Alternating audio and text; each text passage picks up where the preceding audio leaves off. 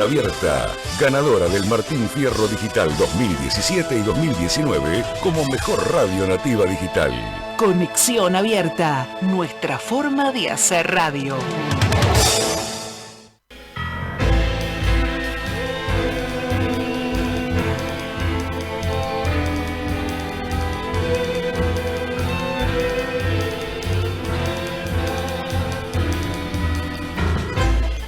Aquí comienza A Vos Te Cuento Buenos Aires, en la magia de andar por tus calles, con tu gente, compartiendo notas, entrevistas, música y cuentos, con la conducción de Roque Vega.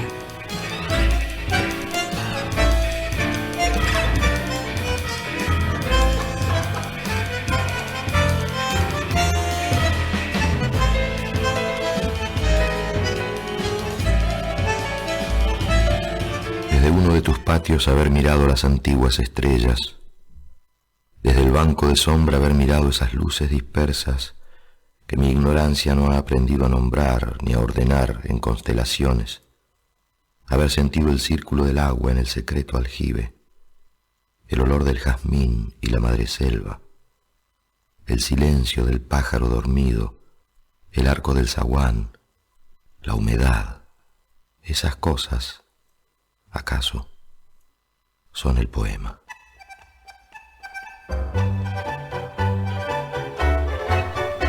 Y así comenzamos la temporada 2025 de A Vos Te Cuento Buenos Aires, mi 14ª temporada en este estudio. Vamos a transitar este año algo que yo tenía muchas ganas de hacer, que era mostrar el porqué y el para qué en la literatura, el tango y el teatro. Dónde se iban a encontrar, dónde se iban a retroalimentar y dónde cada uno, sin perder lo suyo, está ayudando a las otras dos disciplinas. Pero antes tenemos que decir algo. En la cabina de transmisión nos hemos encontrado con Belén y a partir de este momento Belén nos va a acompañar a lo largo de este ciclo y la doctora Moray también. Liliana Moray, nuevamente bienvenida, hemos hecho con vos mucho que tiene que ver con medio ambiente, pero hoy estamos iniciando, nos estás acompañando en un sueño, porque tiene mucho de lo tuyo también este sueño. Muchas gracias por esa participación, me encanta que me hayas participado, porque vos hablás del medio ambiente, pero también tiene mucho que ver con lo que vamos a hablar en estos días, estos programas, el ambiente, porque todo lo que rodea a esta poesía teatral, poesía que vos mismo me has hecho escuchar al principio, tiene mucho que ver también con el entorno y el ambiente. Y sobre todo el papel que a mí me toca hablar, que es... Sí, justamente a vos te va a tocar hablar, entre muchas otras cosas, la parte legal. ¿Qué fue lo legal en toda esa época? Porque si bien, estos son ayudas memoria de todo lo que hemos estado... No, por supuesto. O sea, creo que estos papeles ya los vimos. Pero vamos a compartirlo con el público y... Bueno, vamos a empezar que para poder relacionar la literatura argentina con el tango y con el teatro, hay que irnos un poquitito más atrás. Tenemos que ir a la Revolución Industrial. ¿Por qué? Ahora voy a explicar lo de la Revolución Industrial. ¿Por qué? Porque inmediatamente de la Revolución Industrial se va a desprender el movimiento romántico, que es el que busca la libertad, ahora lo vamos a ver. ¿Y quién es el que viene a Argentina con esas ideas? Echevarría. Exacto. Que no va a poder ejercerla por ese momento tan especial de la Argentina, que si la capital, que si no la capital, que las provincias, todas esas guerras intestinas, y en el medio el mandato de Rosas. Ellos van a poder recién poner a la vista todos esos ideales del romanticismo en la década del 80. Yo quisiera agregar algo a lo que vos decís, que me parece que es el contexto muy importante para desarrollar, que hay que reconocer que la forma que tenían nuestros próceres en ese momento de poder ejercitar la rebeldía contra algunos que otros gobiernos tenía que ver con la literatura, la poesía y el teatro, porque se podían manifestar a través de ellos. Y era la profusa obra que hay, tiene mucho que ver con el contexto político-social que rodeaba a una Revolución de Mayo, a lo que ocurrió después de la Revolución de Mayo, o sea, lo que sería nuestra nación que empezaba a crecer. La idea de nación, ¿qué es lo que pasa? Los hombres de Mayo estaban agarrados al iluminismo. Absolutamente. Absolutamente tomados del iluminismo, aquello perfecto. En cambio, toda esta generación, la famosa generación del 37, que ahora vamos a ver, ya tomaba el romanticismo. Viene después de la Revolución Industrial, si bien ya había comenzado la Revolución Industrial en 1810, pero era algo que estaba pasando allá. No estaba pasando acá. Lo que sí va a hacer es la liberación de las naciones. Bueno, que vos hablas del iluminismo de Jacques Rousseau, de alguna manera, que viene de las ideas de libertad, igualdad, fraternidad, la Revolución Francesa, que es la cuna de las naciones. O sea, de alguna manera, nuestros grandes próceres que gestaron la Revolución de Mayo tienen esas ideas de avanzada, porque obviamente eran hombres muy cultos que también trascendían de las fronteras de lo que significaba el virreinato y que venían con esas ideas de mucha envergadura y que fueron el sol naciente de nuestra nación. Si nosotros tuviésemos que decirle, contarle, dar una clase a estos chicos que están con esas ganas de saber, yo que había escrito algo, si me permitís, ¿Cómo no? Porque es un resumen muy chiquitito, porque si vamos a hablar de la Revolución Industrial, Belén nos quedamos hasta las 10 de la noche, más o menos, ¿entendés? Y entonces, la Revolución Industrial, la primera parte va de 1780 a 1840. Es verdad. Porque en 1850 aparece algo que va a dar la vuelta a la historia del mundo, que es el petróleo. Es cuando empieza el petróleo. Allá por el 50, ahí está empezando el petróleo. Claro, vamos a ver. Entonces ahí sí dio vuelta absolutamente todo. Pero hasta, claro, en 1850, ahí todavía estaba el vapor, que también da vuelta a la historia, y un sistema de producción industrial al manual. O sea, eso es lo que nosotros vamos a tomar como la revolución industrial para lo que a nosotros necesitamos para nuestra materia. De lo contrario tendríamos que entrar en legalidades, que si alguna legalidad la vamos a ver. Porque, ¿qué es lo que pasa? Con esta revolución industrial, cuando la gente del campo se va a la ciudad, que después lo vamos a ver reflejado en todo el teatro, ¿qué es lo que pasa? Van a ser una nueva sociedad. Una nueva clase social, más que sociedad, que es la burguesía. Y va a ir reemplazando arriba, ¿no es cierto? Aquella familia, no del todo. Todo lo tenemos que tomar con muchas pinzas, pero ya comienza el camino. ¿Entendés? Ya comienza el camino. Y esto, ¿qué va a generar? Va a generar un proletariado. Y entonces ahí tenemos una supuesta división de clases sociales que van a traer algunas desavenencias y qué sé yo, la máquina a vapor, la energía térmica, a energía mecánica. Ya con eso el avance que fue, todo esto no lo llega a ver Echeverría, pero sí ya está todas las ideas allá. Aumenta la capacidad de producción. Vos pensás de lo que es manual a una máquina, no hay nada que hacerle, pero acá yo noté algo, y lo noté a propósito. Vamos a conversar, estamos conversando este tema que va a ser muy largo, sí. Va a durar mucho tiempo. Sí. Porque cuando uno cree que la literatura argentina, el tango y el teatro no tienen nada que ver, tienen muchísimo que ver y son la misma cosa. Ya vamos a ver que son la misma cosa. Y que el tango no es escuchar a tal o cual orquesta, es mucho más profunda la cosa. Y acá yo había puesto que lo que teníamos que nombrar era que el petróleo sí da vuelta a la historia de todo, ¿no es cierto? Pero después dice, esa revolución, esa segunda revolución industrial, que es la que va de 1850 hacia el siglo XIX, dice, la igualdad jurídica para todos los varones era juzgado por las mismas leyes y por los mismos tribunales, y pudiendo acceder a puestos públicos según el mérito.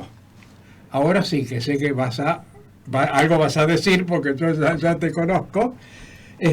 Las mujeres no contaban, no existían, estaban subordinadas al padre, al marido o al hermano mayor.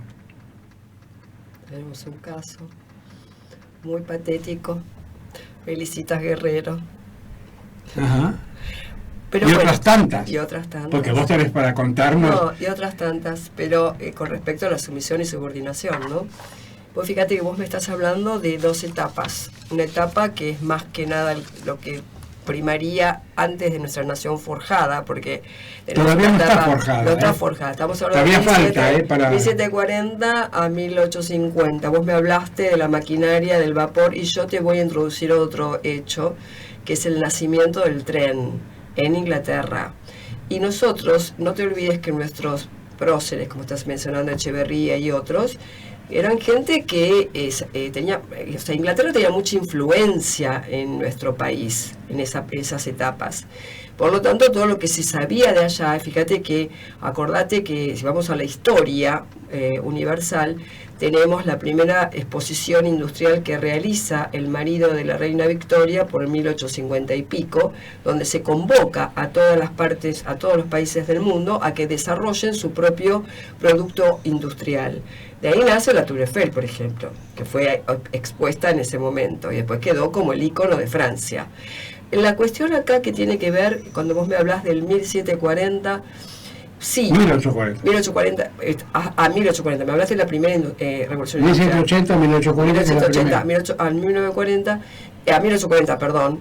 Lo que tiene que ver es estas cosas que van irrumpiendo, que van cambiando o van modernizando un montón de producciones, donde vos decís los derechos del hombre en su igualdad, ¿no? Bueno, yo te diría que los derechos de la mujer, vamos a hablar mal y pronto, la mujer no existía desde que nació el mundo. O sea, vamos a empezar a visibilizar a la mujer.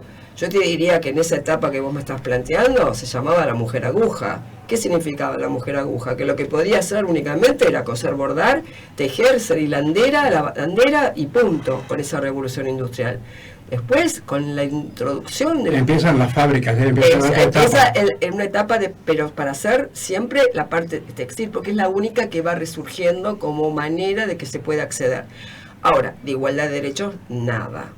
Fíjate que vos me centrás 1780 y yo te digo que nuestra primera feminista, no argentina, la primera feminista fue Catherine Pizan con La ciudad de las damas, que es mujer de un jurista, porque este hombre era asesor del rey Carlos de Francia de la época, pues creo que era tercero, no quiero dar numerología porque por ahí me equivoco.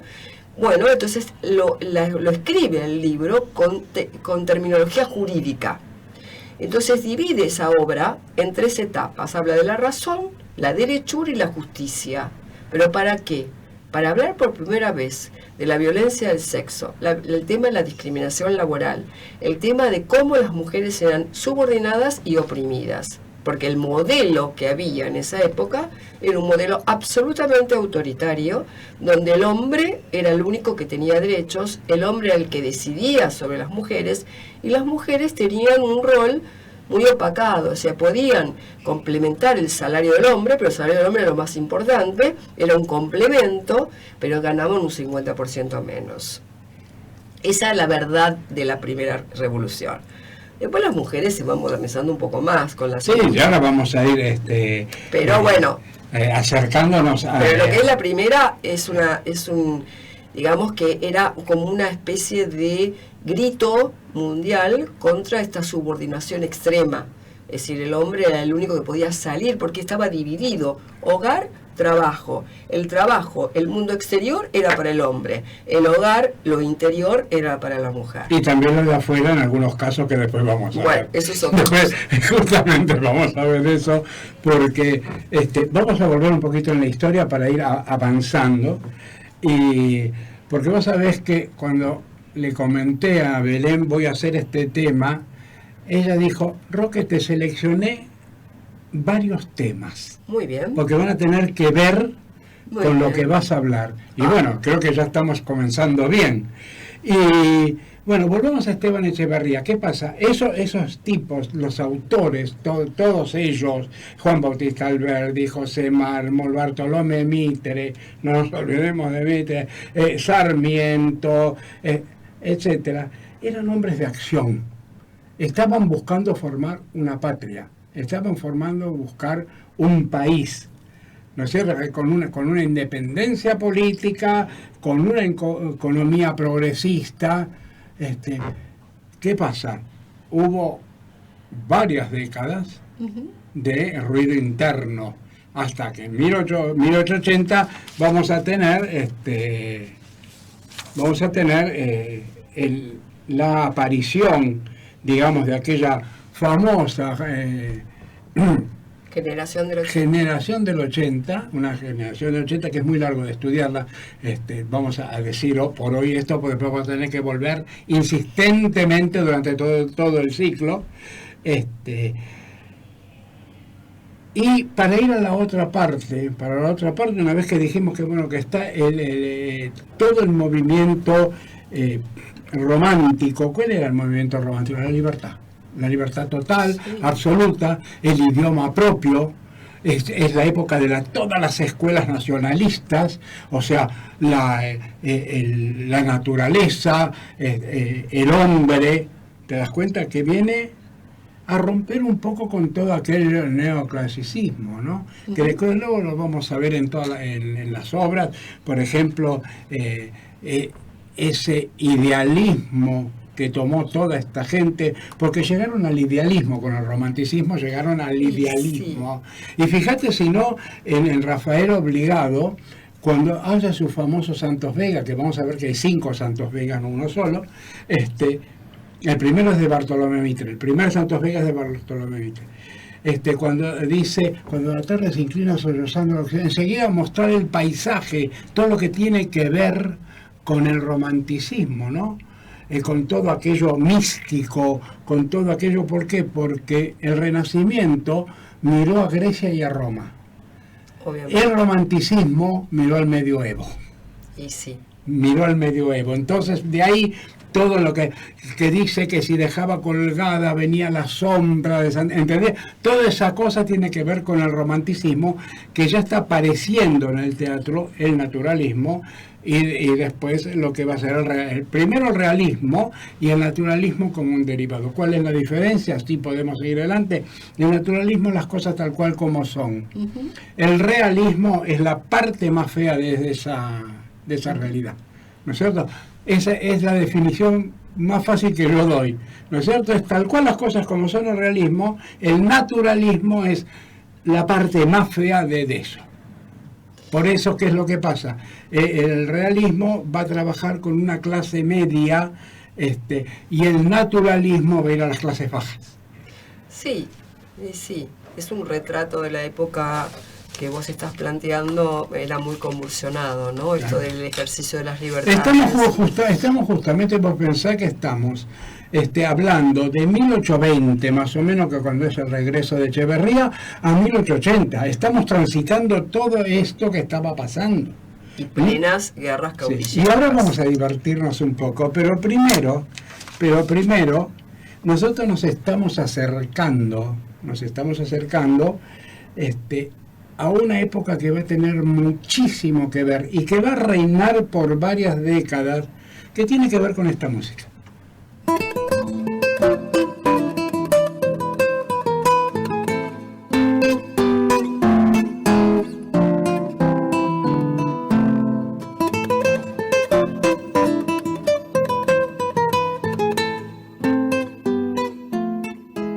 acá encontramos la milonga, campera, ya algo con un ritmo un tanto más acelerado que va a ser el tango. Pero para eso tengo que volver atrás otra vez, porque para poder hacer esta presentación tenemos que ir y volver. ¿Por qué? Porque ahora nos vamos a lo que fue el teatro, ¿no es cierto? El primer teatro que tuvimos nosotros no fue el de la ranchería. La ranchería vino mucho después. El primer teatro que tuvimos, que fue allá por el 1757, fue el Teatro de Óperas y Comedia, que estaba muy cerquita donde después iba a estar el de la ranchería, que justamente por insistencia del obispo de Buenos Aires hubo que cerrarlo. Y para que te rías y para que nos divertamos un poco, porque nosotros estamos 200 años más acá, ¿cuál era la excusa? Escucha esto, vos que sos jurista, mira, dice, por la inmoralidad que propagaban las artes escénicas. Bueno, ¿puedo agregar algo? Fíjate. Todavía no, porque ahora viene lo más cómico para vos, ¿no es cierto? Una actriz es equivalente a una prostituta. Sí, esa era la idea. Y ahí vienen esas chicas que vos conocés, entre ellas la Mercedes González Benavides, todo eso que pasó, porque ya había una rebeldía, pero también vos me estabas explicando que jurídicamente la mujer que tenía hijos o viuda tenía más derechos que la mujer común. No hablemos de derechos, digamos que podía tener más libertades, porque no siempre, vos fíjate que en el caso de nuestra querida Benavides, Mercedes Benavides, que vos estás citándola, que ella, el padre de ella era viuda con 3 hijos. Y dos maridos, dos maridos, por eso ya era viuda 2 veces, y el padre, sin embargo, ejercía todavía presión sobre ella y inicia un juicio para evitar que ella pudiera trabajar de actriz. Porque hay que reconocer que en esa época, cuando vos hablas del obispo de Buenos Aires, pensá que el teatro que se armaba, que era el teatro del virreinato puro, obviamente venía de España, de una corte española absolutamente tétrica para mí y de moral muy extrema.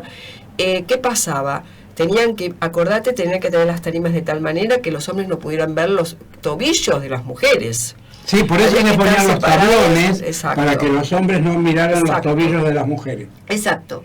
De alguna manera había palcos separados. Pero eso no era una cosa porque se asociaba la cuestión del arte escénico a lo que vos citaste recién, la prostitución. Tenía una mala imagen. Pero esa mala imagen ya viene del medioevo. Porque vos pensás que en el medioevo, cuando se hacía el teatro shakespeariano, no se representaba, o sea, la que hizo Julieta de Shakespeare era un hombre. Claro. O sea, nunca no había. Y si acá también. Acá también el hombre hacía de los papeles de mujer. O sea, eso viene ya se arranca y te diría del teatro romano. Pero te voy a contar esta te va a gustar más, ¿no es cierto? Ya que estamos entrando en esa historia del teatro, porque va a ser muy importante a partir de cuando luego de la ranchería se va a incendiar o lo van a, no tengo idea, hasta el provisional que van a hacer, el coliseo provisional, y ahí sí va a comenzar la historia, porque todavía nos falta bastante para llegar a lo que es el teatro, nos falta todavía bastante, es mucho más hacia fin de siglo. Sí. Muchísimo más hacia fin de siglo. ¿Por qué? Porque reinó la ópera, la comedia, la salsa, era todo traído que venía de Europa. Pero hay una señorita muy así atrevida, que allá por el año 1804 se le ocurrió hacer un café concert. ¿Sabes cómo la metieron en el barco y la mandaron? Sí. ¿Sabés quién es, no? Nuestra querida Montes de Oca, que vos fijate, Montes de Oca, una familia patricia. Sí. O imagínate lo que puede haber significado. La subieron al barco y la mandaron a Uruguay, pero... Toda aquella mujer que se rebelaba a las costumbres y las buenas costumbres, que vos fíjate que después se refuerzan todavía más en la época victoriana, ¿no? Estamos hablando de principios de 1800. Todas esas mujeres que tenían la osadía de presentar algo que revelaba la costumbre, se era exiliada. No, más bien. Ni hablar. Más bien. Además, vos fíjate esto, hoy estamos haciendo un programa introductorio a todo lo que vamos a abarcar, que después va a ser cada programa va a ser un tema específico, pero hoy estamos así viendo, porque tenemos que llegar a Piazzolla y tenemos que llegar a los grandes. ¿Por qué se llega a Piazzolla? Uh-huh. O sea, no es que se llega porque sí, se llega por algo a Piazzolla. Y decía, trabajar en el teatro, donde solo milagrosamente puede conservarse la virtud y la inocencia. Lamentable. Estamos en 1804, sí. ¿Cierto? Estamos en 1804 cuando Europa ya hacía 500 años que tenía grandes teatros. Sí, pero no veas que Europa era tan moderna tampoco. No. Pero ya estaban trabajando las mujeres. Sí, pero mal vistas. O sea, trabajaban... Siempre fueron mal vistas hasta el año 30. Bueno, hasta el año 30 fueron mal vistas. Se nos casa con un artista, pero te quiero decir que las mujeres siempre que... A ver, toda aquella que hacía un trabajo diferente, que no fuera el cuidado de los niños, pensá que la mujer fue concebida para reproducir. No era otra cosa, era una mujer objeto. O sea que todo aquello que ella revelara, alguna potestad, como puede ser una buena actriz, ya era una guerrillera. Entonces había que sacarla de pero escena. Peor todavía. No, pues había que sacarla. Más prostituta. No, bueno, hablemos de que también, o sea, si vos tenías que pensar que algunos de la sociedad patricia se llegaban a enamorar de una mujer de actriz, creo que era absolutamente erradicado de la sociedad. Vos fíjate que estamos mucho más para acá, estamos en 1906, ¿no es cierto? No cambió mucho. 1906, no, de 1804 a 1906 sí. Pasaron 100 años. No, ves. Y entonces, ¿qué es lo que pasa? O sea, allá por el 80 va a aparecer el tango, aquel primer tango. El tango nos va a llevar muchos programas, igual que el teatro, igual que hablar del circo, ¿no es cierto? Sí. Y hay una obra famosa que se llama Los muchachos de antes no usaban gomina, donde la mamá del protagonista se está quejando porque dice que lo vieron bailar tango a él. Y entonces la mamá contesta esta frase, pues la voy a decir porque dice, tango, dice, esa danza inmoral de malevos que asquea a las personas decentes. Y se mantuvo por mucho tiempo. En esa misma época, en aquella época de la colonia, porque eso lo tenemos que volver para ir yendo hacia la punta, aparece el circo. El circo tiene muchísimo importancia, sobre todo allí en el Retiro, en la Plaza de Toros del Retiro, ahí tiene mucho que ver, hasta que en 1836 se hace el primer circo argentino, y comienzan a copiar las cosas que hacían los demás circos. ¿Qué es lo que pasa con el de los Podestá? Sí, el famoso. No es por el circo, sino es porque ellos le ponen una segunda parte. La primera parte con payasos, malabaristas, trapecistas, todo eso, y una segunda parte, una obra de teatro. Esa segunda parte es la que va a dar origen al Teatro Nacional, con aquel famoso Juan Moreira.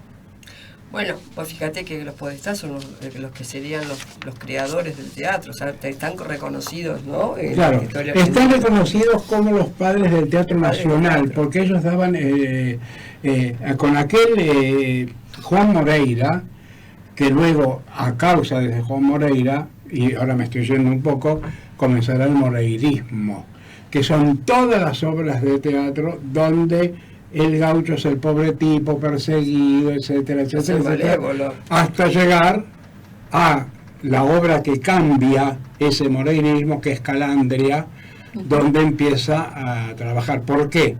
Porque todas las obras que siguieron, rurales, campestres, tienen mucho que ver con la segunda parte del Martín Fierro. El Martín Fierro está elegido como el libro nacional por su segunda parte, no por la primera. ¿Puedo agregar algo? Sí. También tiene que ver con la estructura que va cambiando, o sea, se va modernizando, o sea, se cambia el gaucho por el paisano trabajador. Claro. Esa es la figura que cambia este modernismo, entre comillas, donde se cambian las obras, cuando vos citas a la Calandria. De alguna manera, ese costumbrismo, que es para fines del siglo XIX, ¿por qué cambia? Porque viene la inmigración, que se centra más que nada en Santa Fe, Entre Ríos, La Pampa, donde se está mirando la Pampa mística, ¿no? Donde se retrata esa Pampa, que sabemos de una gran escritora que escribió sobre La Pampa y tuvo su éxito en Francia, que es doña Eduarda Mansilla, y hace un retrato descriptivo de La Pampa. Contanos un poquito, porque es muy poco conocida. No, me encantó Eduarda Mansilla. Me ¿Por qué? encantó. Porque nosotros acá nos estamos acercando en este revuelo de temas, porque son tantos temas que tienen que confluir. Te das cuenta que vamos hablando un poquitito de cada uno. Estamos dejando para el final de este programa, así como así lo habíamos dicho, algo que también es cómico. Es cómico porque es trágico. Es lo que va a ser el grotesco. Cómico porque es trágico. ¿Entendés? Pero Eduarda no es la única, ¿eh? También está Juana Manuela Gorriti, o sea, hay muchas. Pero contame. Pero Eduarda me gusta porque además está de moda, Eduarda. Que es la hermana de Mansilla. Era hermana, era hija de Agustinita Rosas, o sea que estaba emparentada con Rosas. Se casa con García, que era hijo de un diplomático, él es diplomático también, un Manuel García, que también estaba medio en contra de los Ortiz de Rosas, o sea, había ahí una especie de melange. A tal punto que cuando muere Eduarda, ahora les voy a contar un poco más de la historia de Eduarda, cuando cuando muere Rosas, había como un compromiso de las familias de juntar los apellidos. Y ahí es donde aparece el apellido García Mansilla, que hoy está muy de moda porque es un miembro de la Corte Suprema. Pero de ahí vienen sus descendientes. Eduarda era una mujer muy inteligente para la época. Gracias a Dios tenía de sostén a su marido, que era diplomático, entonces ella podía viajar y mostrar sus hermosas aptitudes. ¿Cuál era la aptitud más interesante de Eduarda? La escritura. Pero también, ojo, también el canto y la música. O sea, ella podía tocar muy bien el piano, tenía una voz gloriosa, pero a su vez, como escritora, tuvo unas obras muy importantes, entre ellas un retrato muy descriptivo de La Pampa, de lo que era La Pampa en esa época, 1850, te estoy hablando, 1860, una pampa naciente, rural, que después se potencia, porque como se termina siendo el modelo agroexportador, La Pampa contribuye. Y Eduarda, viajando a Francia, publica esa obra que se llama Pablo o La vida en las Pampas, donde todo el mundo queda absolutamente asombrado de la descripción tan, como vos hablaste, realista de lo que era La Pampa en ese momento. O sea, de alguna forma, ella es conocida por eso. También es conocida por sus cuentos infantiles. Domingo Faustino Sarmiento la felicitaba, o sea, todo el mundo la felicitaba, le parecía maravilloso, pero doña Eduarda tenía que escribir con seudónimo de hombre. O sea, no podía escribir Eduarda, tenía que escribir como Daniel. O sea, esa es la cuestión que vamos observando, que a pesar de ser mujeres inteligentes y gloriosas, y que podían demostrar, y muchas hubo, otras también puedo citar, por ejemplo, Petrona Rosende, que es la primera periodista, si queremos hablar, que en ese momento, estamos hablando de época de Rosas, ¿no? Todavía estaba Rosas. Y ella tenía un periódico martes y jueves dedicado a las mujeres, donde la primera frase de nuestra querida Petrona era: las mujeres seremos cuando los hombres no existan, o sea, tenemos que tratar de ser visibles, ¿no? Pero pobre solamente llegó a 18 publicaciones, porque no podíamos mucho trascender, que ese era el principio, la trascendencia. A la mujer había que aplastarla. Y otras que también podemos citar, si vos querés, en el transcurso de los programas. Mucho más. Pero vamos a contarle al público qué es lo que vamos a tratar a lo largo de este ciclo. Este ciclo, hace 14 años que quería hacerlo. Cuando empecé acá, hace 14 años, y con la señora que está ahí en la cabina, que me recibió. Y siempre quise hacerlo, literatura, tango y teatro, porque es mucho más profundo de lo que uno cree, o sea, las cosas no pasan porque sí, o sea, el rock nacional no llega porque sí, No. el Piazzolla no llega porque sí, Discépolo no llega porque sí. Hay un punto de inflexión enorme que es la inmigración. A partir de ahí serán las grandes obras de Florencio Sánchez, que marcarán un rumbo. Y la próxima semana, el próximo viernes, vamos a comenzar con el itinerario y vamos a guardar la música, porque vos sabés que Belén preparó cualquier cantidad de música. Cuando supo del tema, ella agarró y armó cuando lo vi me pareció fantástico, pero hoy no vamos a tener tiempo, porque estamos haciendo este programa presentación. Pero sí voy a leer algo que ¿qué es lo que vamos a hacer? Vamos a empezar con la gauchesca, pero completa la gauchesca, desde la pre-gauchesca hasta cuando gira y el gaucho deja de ser lo que es para transformarse después en la ciudad del malevo, que de eso se va a encargar Borges. O sea, vamos a hacer eso, vamos a hacer mucho Borges también y vamos a ver los cuentos de Borges, y vamos a llegar a través del teatro, pasando por todos los estadios del teatro, primero pasando por todos los estadios del sainete, el pre-sainete y las 5 formas de sainete antes de que llegue el grotesco. Y después vamos a ver qué pasa con el tango simultáneamente con el teatro, porque van a ser amigos. La literatura va a estar ahí. Y vamos a hacer un tema muy especial, que es todos aquellos grandes escritores que se tiraron contra la inmigración. Ya han escrito obras terribles como La Sangre, por ejemplo, contra la inmigración. Pero ahora sí, como ya nos queda poco tiempo y antes que empiecen a hacer señas, pues claro, ustedes no lo ven, pero yo sí, antes que empiecen a hacer señas, vamos a ir a un tema muy especial, ya que vamos a hacer la gauchesca, ¿no es cierto? La gauchesca vamos a tenerla que dividir hasta el Martín Fierro. La segunda parte del Martín Fierro, donde es un Martín Fierro renovado, un Martín Fierro que aceptó que había un progreso, aceptó que había que trabajar, acepta muchas cosas que lo vamos a leer ahora, lo estamos así diciendo muy así por encima. De ahí va a aparecer Calandria y van a aparecer todas las obras. Va a aparecer La Gringa, que va a tener mucho que ver con la inmigración, va a aparecer Mi hijo el doctor, que va a tener que ver muchísimo con esa ciudad-campo y aquella primera inmigración cuyos hijos van a ser los doctores. Y después, como último, vamos a ver en esa primera parte Barranca Abajo. Barranca Abajo fundamental. Claro, es fundamental ver Barranca Abajo. Sí. Y después vamos a ver todo lo que tenga que ver con el costumbrismo urbano, Gregorio de la Ferrer. Bueno, sí. Y ya vamos a ver el primer tango, el tango de Cariano. Y vamos a poder transitar las obras que se escriben para el tango y el tango que se escribe para las obras.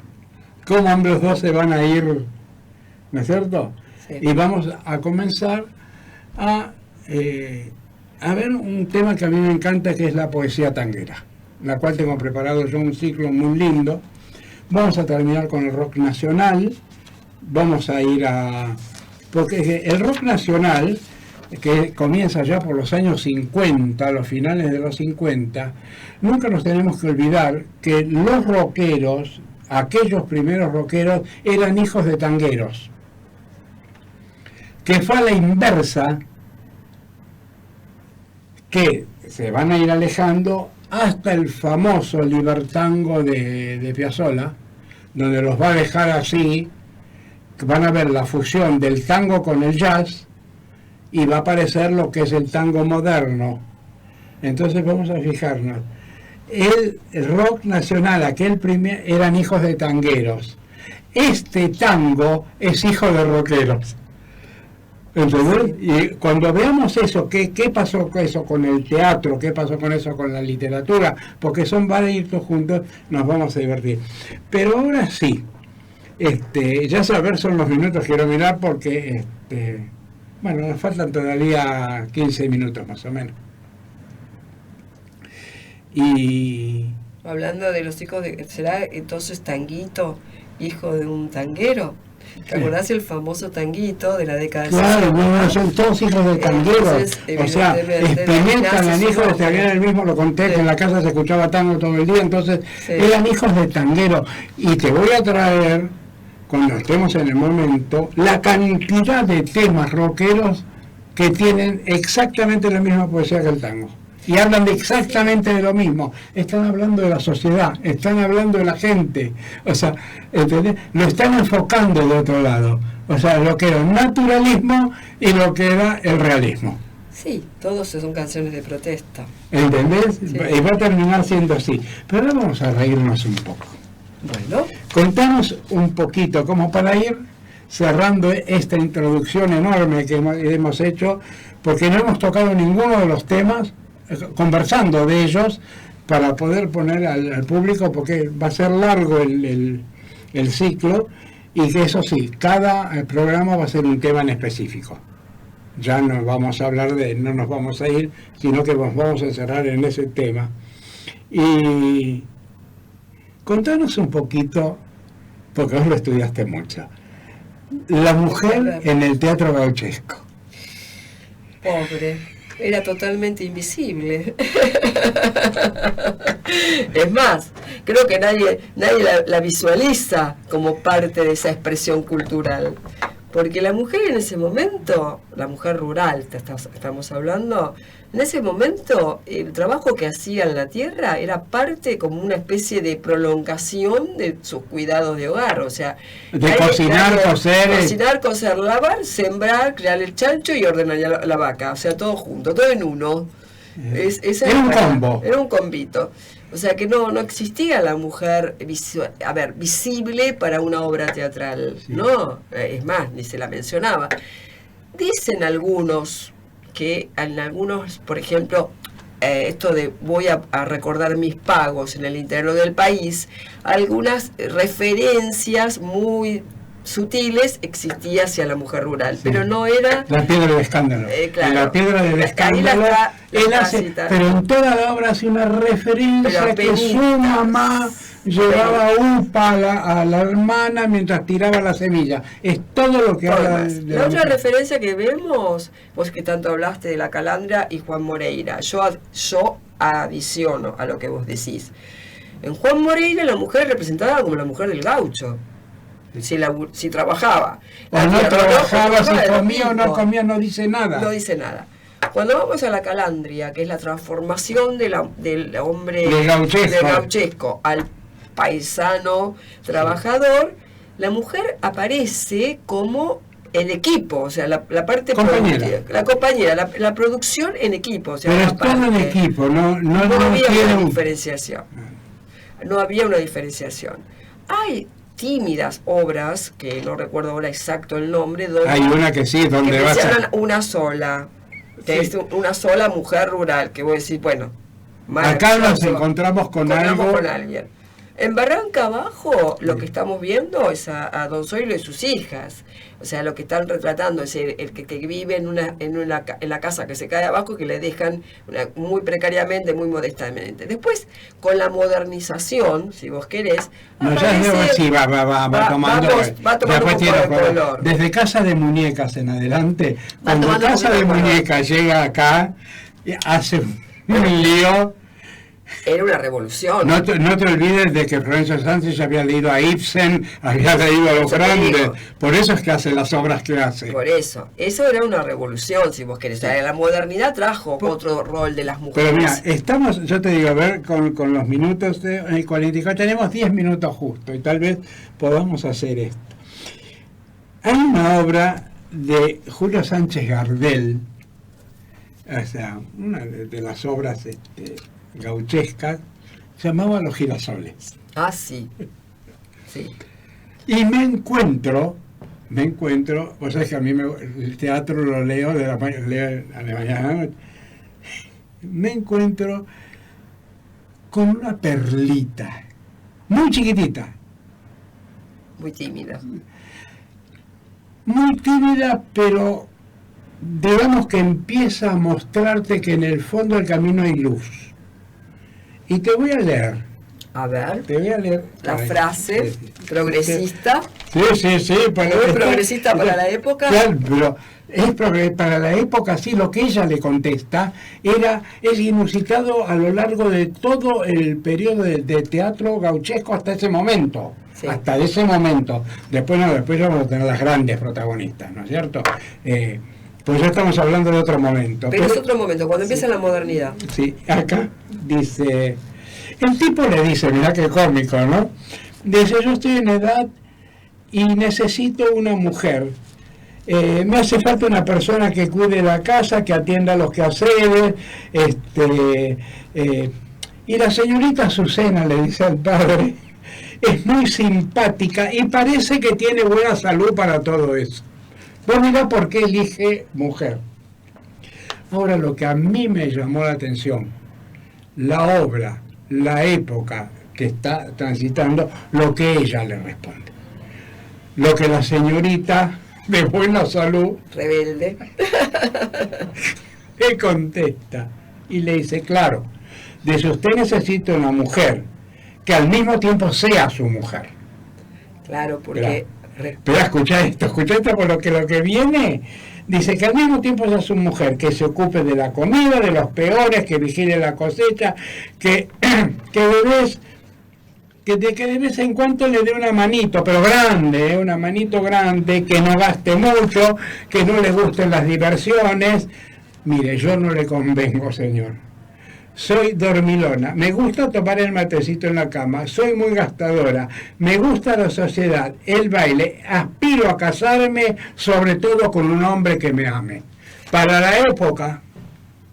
Era una revolución. Para la época era una revolución la que yo le Sí, contesto. porque Es mucho más largo, ¿no? Pero yo lo leí, los Girasol. Vos lo leí, es hermoso los leí. Girasol. Y lo que tiene es como si fuera un principio de... Es una magia, es una luz allá al fin. Claro, es como una rebelión a esto de que en el campo, por supuesto, con la inmigración, con la sociedad heterogénea, con todo lo que representó el campo para la República Argentina desde 1880 hasta 1930, obviamente lo que se buscaba no era la compañera amada, sino la compañera que podía ser parte del equipo de producción, porque había que producir el campo, y para producir se necesitaban manos, y entonces la mujer podía cumplir todos los roles, desde tener el hijo, hacer la comida al peón, a sembrar la es tierra. lo que le está diciendo usted, que de eso. Exacto, y se buscaba, y aparte esta cosa de que el padre decidía sobre con quién casarse.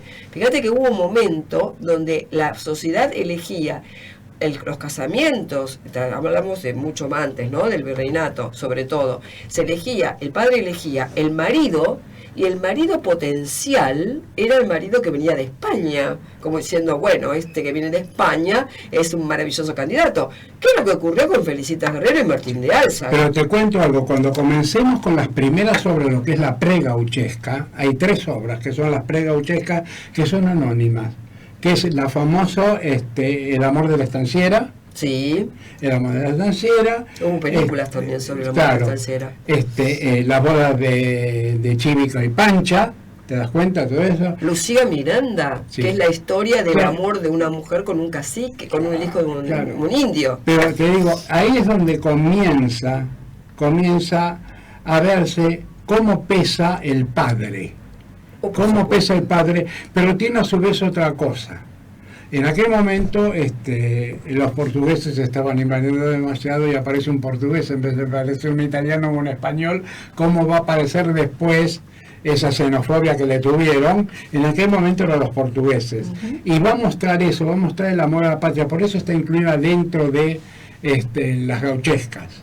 Porque ella se queda con el gauchito pobre, que lo único que tenía era un caballo, nada más. Nada más. El otro tenía de todo, pero puro pico, una cosa así. Sí. O sea, ¿qué es lo que pasa? El brillo del exterior va a volver en forma distinta después. Pero vayamos paso a paso, porque los dos, cuando nos reunimos a estudiar, nos divertimos a lo loco, porque hoy, nada, vos sabés que Belén es muy bonita. Hoy es la primera vez que trabajo con ella esta temporada. ¿Puedo, Belén, recordar a quién nos acompañó tantos años antes? A Tere, Qué amor, Tere, le hicimos una despedida acá. Vos sabés, Belén, que le hicimos una despedida acá el último día. Ella se iba el otro día de Argentina. Y entonces el día anterior era mi último programa del ciclo. Y acá pusimos unas cositas, muy bien, un recuerdo, bueno, todas las que me han acompañado, desde Daniela, que fue mis primeros 6 años, fue Daniela.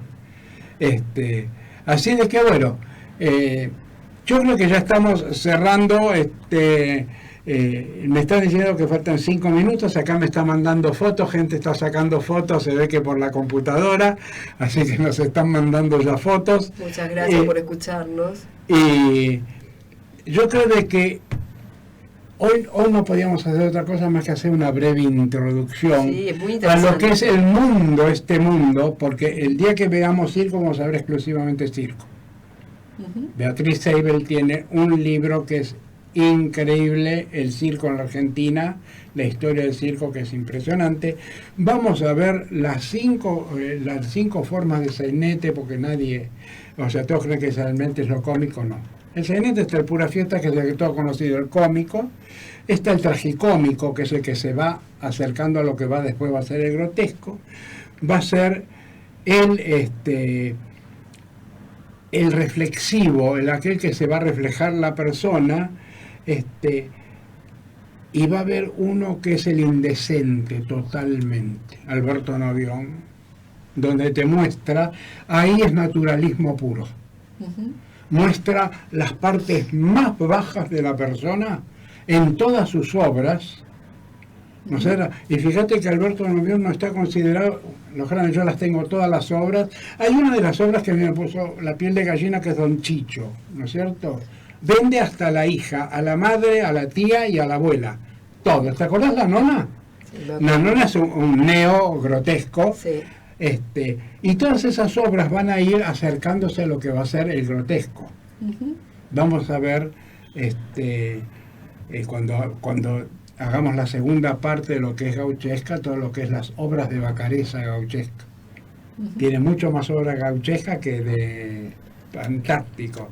Tiene un libro fantástico que se llama La Biblia Gaucha, que es impresionante, lo vamos a leer acá, y si podemos vamos a traer al nieto de Vacarezza para que nos cuente eso. Así de que bueno, ¿cuánto nos falta, Belén? 4 minutos, así que bueno. 4 minutos. Todavía muchísimo. Doctora, tenemos que contarle a la gente en todos estos papeles, pues tenía algunas cosas con él, algunas poesías, pero vamos a ir paso a paso. Bien. O sea, cuando veamos Borges. Hay una mujer que es muy poco conocida y que gracias a la historia ahora está en los billetes. Mercedes del Valle, la madre de la patria. Lo que pasa es que las mujeres... La madre de la patria era comandante nombrada por Belgrano y pedía limosna en la puerta de un convento. Muy trágica, parece. No la reconocieron, y era la capitana de Belgrano. Pero eso que a mí no me sorprende, a mí me duele. Puede doler, pero a mí no me sorprende. Las mujeres tuvieron una participación espectacular en todo lo que fue la Revolución y la Independencia, pero nadie habla de ellas. Muy pocos lo conocen. Hubo que haber mucha historia para que después se instaurara el 8 de noviembre como el Día de las Afrodescendientes, ¿no? Y rememorando a la capitana Mercedes del Valle. Mercedes del Valle realmente tuvo una historia trágica, como vos decís, porque ella, después de haber dado su vida, de alguna manera ayudando a Belgrano, que la reconoció como su capitana, cuando vino a Buenos Aires cayó en la indigencia, pero no fue la única que cayó en la indigencia, hubo otras que cayeron en la indigencia. Y cuando cae en la indigencia la reconoce el general Viamonte en una vista de la ciudad que estaba ella mendigando prácticamente, presenta el proyecto en la legislatura para que le den una pensión, y estuvieron 7 años para dar una pensión. O sea, si yo te tengo que decir que esto es novedoso, no es novedoso.